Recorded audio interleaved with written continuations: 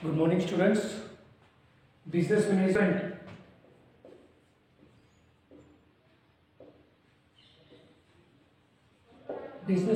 की आज क्लास में हम बात करेंगे। मैंने आपको परसों भी बताया था, क्योंकि कल संडे की छुट्टी के कारण छुट्टी थी, इसलिए हम नहीं कर क्लास लगा पाए। और आज हम टॉपिक करेंगे पक्षकारों में, जो मैंने आपको बताया भी था। पक्षकारों में अनुबंध करने की क्षमता का होना।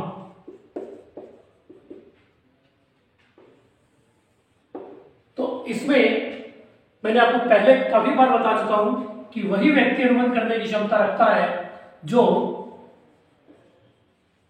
वयस्क हो, मतलब 18+ हो। ठीक है। दूसरा, जो स्वस्थ मस्तिष्क का हो। और तीसरा, किसी भी राजनियम द्वारा, यानी कि राजनियम यहां एक्ट से संबंधित बात आ जाती है, किसी भी राजनियम द्वारा वो क्या हो, राजनियम द्वारा अयोग्य घोषित न हो। अयोग्य मतलब उसे दिवालिया घोषित न किया गया हो या उसके ऊपर किसी प्रकार का कोई भी विवाद दायर न हो। तो ये तीन श्रेणियां हैं। इस श्रेणी में जो भी व्यक्ति आता है वो अनुबंध करने की क्षमता रखता है। अब उसके बाद वो कंडीशन आती है कि जो अनुबंध करने की क्षमता नहीं रखते, उनमें क्या है, सिर्फ इनके आगे एक वर्ड और जुड़ जाता है, अवयस्क व्यक्ति, अस्वस्थ मस्तिष्क का व्यक्ति और किसी भी राजनियम द्वारा अयोग्य घोषित हो। तो इन कंडीशन में व्यक्ति अनुबंध करने की क्षमता नहीं रखता। ठीक है, इन कंडीशंस में नहीं रखता। लेकिन इनमें भी कुछ कंडीशंस ऐसी हैं जिसमें उसका ठहराव क्या होगा, वैध माना जाएगा। वो आपको हम बताते हैं कि वो कौन कौन सी कंडीशंस हैं। इनमें ये जो 3 पॉइंट है, सबसे पहले हम चर्चा करते हैं अवयस्क व्यक्ति। देखिए, हमारे देश में जो प्रचलित राजनियम कौन सा, इंडियन कॉन्ट्रैक्ट एक्ट, भारतीय अनुबंध अधिनियम। इसके अकॉर्डिंग जो वयस्कता की आयु क्या है, 18 वर्ष है। ठीक है। और अगर किसी अवयस्क व्यक्ति के, यानी किसी व्यक्ति के क्या है, माता पिता नहीं है, माता पिता नहीं होने पर उसकी देखरेख कौन करता है, संरक्षक करता है। तो उस समय उसकी वयस्कता की आयु 21 वर्ष मानी गई है। उस समय उसकी वयस्कता की आयु 21 वर्ष मानी गई है। मतलब माता पिता है तो 18 वर्ष, वो 18 वर्ष का होते ही वयस्क हो जाएगा। और अगर माता पिता नहीं है और उसकी देखभाल कौन कर रहा है, संरक्षक कर रहा है, या कोर्ट द्वारा, यानी कि न्यायालय कोर्ट द्वारा क्या, कोई किसी भी प्रकार का व्यक्ति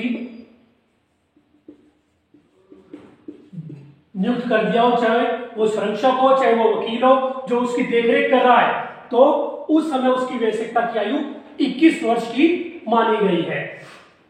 अब बात आती है कि अवयस्क व्यक्ति क्या अनुबंध नहीं कर सकता, क्या ठहराव नहीं कर सकता? करता है, बिल्कुल करता है। लेकिन उसके ठहराव सारे क्या माने जाएंगे, व्यर्थ माने जाएंगे।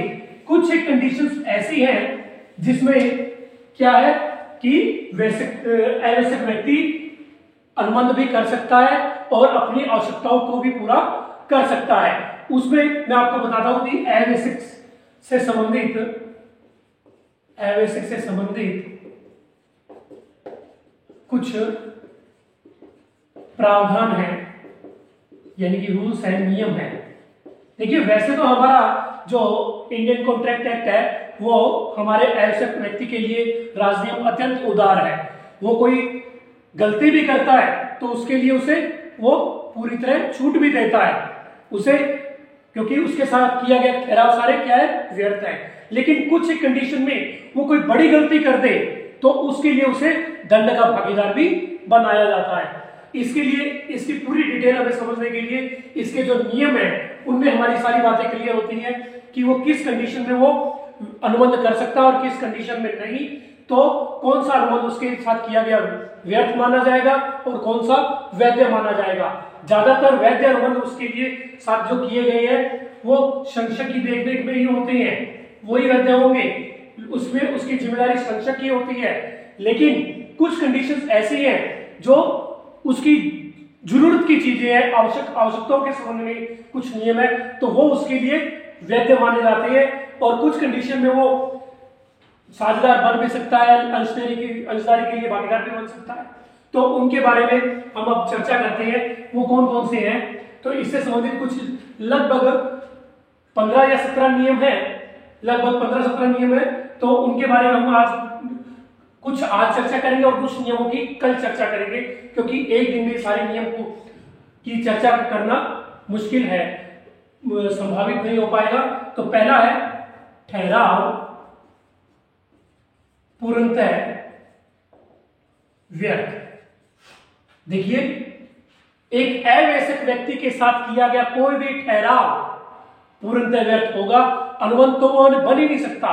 क्यों? क्योंकि वो अनुबंध करने की क्षमता ही नहीं रखता, वो 18+ नहीं है, यानी 18 साल से नीचे है उसकी उम्र, तो वो व्यक्ति अनुबंध करने की क्षमता ही नहीं रख सकता, ठहराव ही नहीं कर सकता।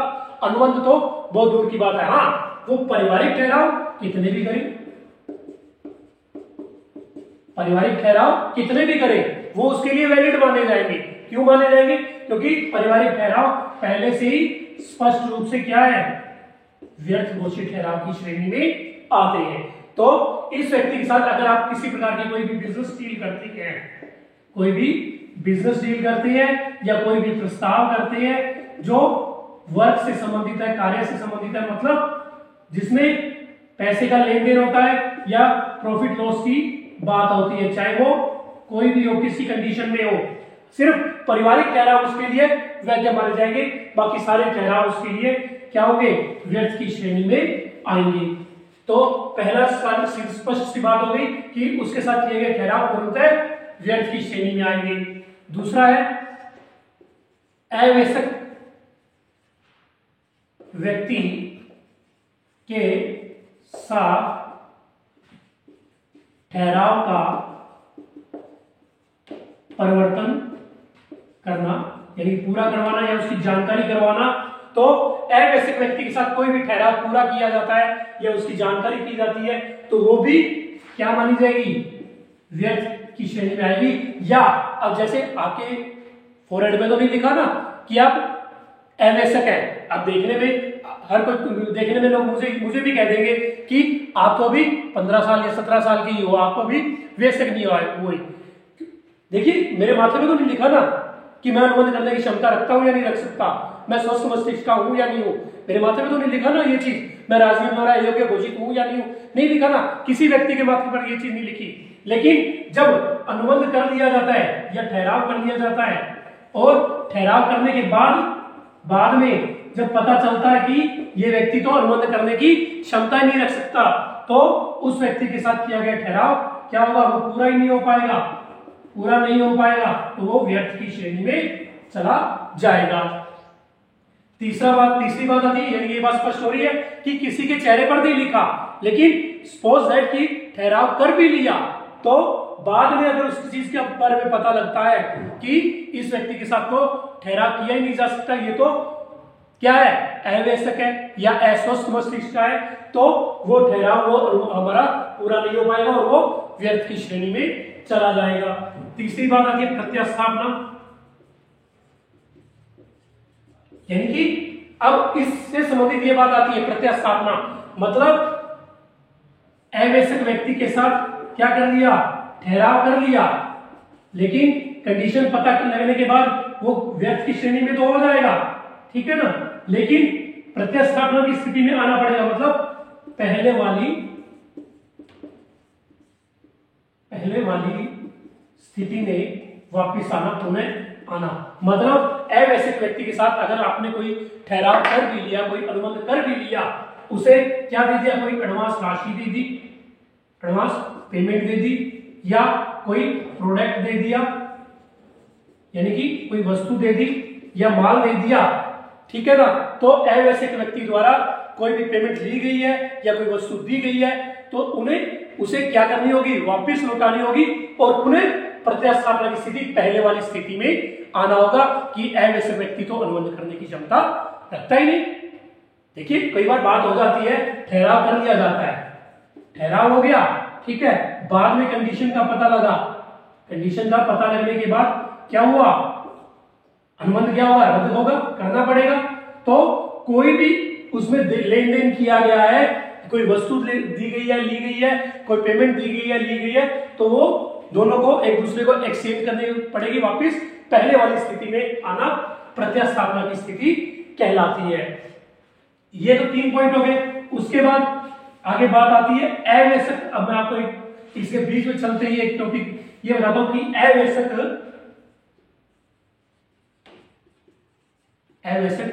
लाभ के लिए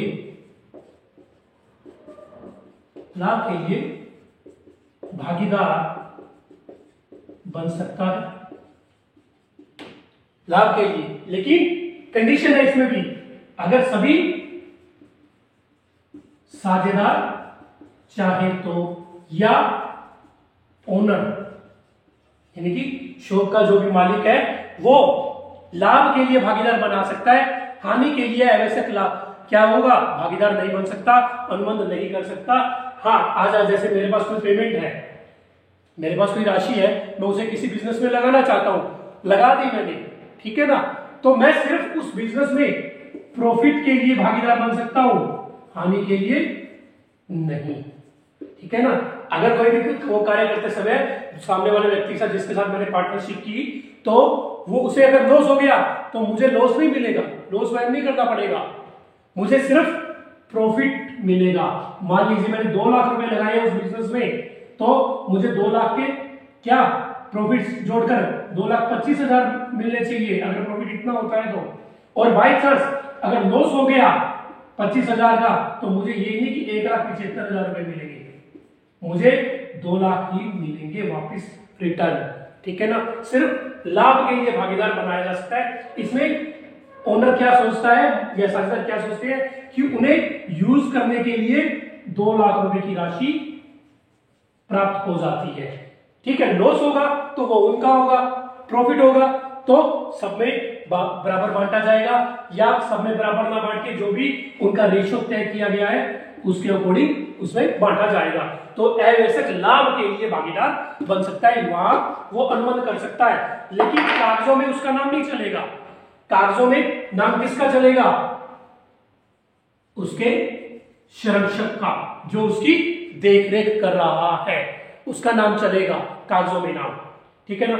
और कुछ जगह ऐसी कंडीशंस आती है, भी प्रैक्टिकल देखे तो वहां पर संरक्षक का क्या, अवैश्यक का या संरक्षक का किसी का नाम नहीं चलता। उचलती जिसे हम कहते हैं, सस्पेंस अकाउंट जिसे हम बोलते हैं, तो उचलती पेमेंट उससे पकड़ ली जाती है सस्पेंस अकाउंट के अकॉर्डिंग, तो वो उचलती की राशि उससे ली जा सकती है और उसका एक अलग से अकाउंट बना लिया जाता है, और सस्पेंस अकाउंट एक अलग से अकाउंट बना लिया जाता है और वहां उसकी राशि जमा कर ली जाती है, और वर्ष फाइनेंशियल ईयर बीत जाने के बाद उसे वो राशि लाभ सहित रिटर्न कर दी जाती है। तो बच्चों आज के लिए इतने ही, बाकी इसके जो नियम रह गए वो हम कल चर्चा करेंगे। Okay, thank you.